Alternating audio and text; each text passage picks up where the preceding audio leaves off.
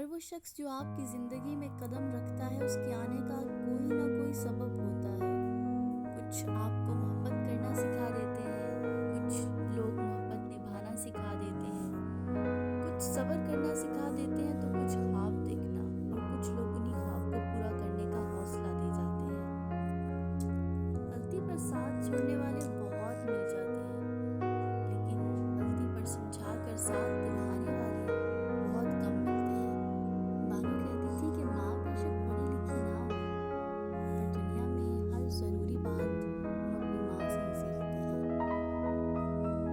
किसी की बदतमीज़ी से मत घबराएं, वो बस अपना तारुफ करवाते हैं। समझदारी इसी में है कि आप उन्हें पहचान के आगे चलते हैं।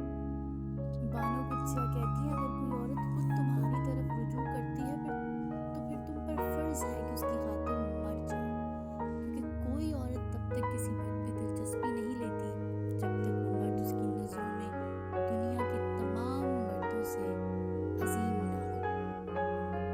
इंसान कभी गम की गिरफ्त से नहीं निकलता, खुशी महज थकान उतारने का वक्फा है।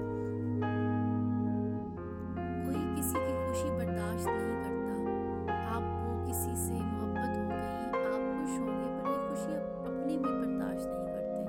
वो आपको कहेंगे वो सही नहीं है, हर बंदा उसके खिलाफ भड़काएगा। असल में ये अपने नहीं, आस्तीन के सांप